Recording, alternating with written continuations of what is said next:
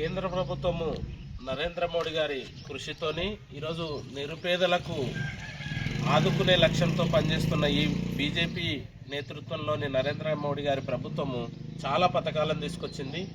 అందులో భాగంగానే ఎన్ఎఫ్బిఎస్ పథకము ఏదైతే భర్త చనిపోయిన మహిళ ఆర్థికంగా ఇబ్బంది పడుతుందనే ఉద్దేశంతో వాళ్ళని ఆదుకోవడానికి తీసుకొచ్చిన పథకం ఇది.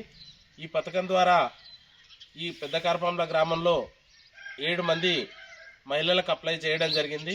వాళ్ళందరికీ కూడా 20,000 చొప్పున ఈ పథకం కింద లబ్ధి పొందడం జరిగింది. అందులో భాగంగానే ఈరోజు వీరికి 20,000 రూపాయలు అందించడం జరుగుతూ ఉంది. కాబట్టి బీజేపీ నేతృత్వంలోని నరేంద్ర మోడీ గారి ప్రభుత్వము చాలా దూరదృష్టితో పేదలకు అందుబాటులో ఉంటూ పేద ప్రజలను అభ్యున్నతి తీసుకురావడం కోసం చాలా కృషి చేస్తూ ఉంది. కాబట్టి ప్రజలందరూ రాబోయే రోజుల్లో కూడా భారతీయ జనతా పార్టీ బీజేపీని హక్కున చేర్చుకోవాలని కోరుతా ఉన్నాం.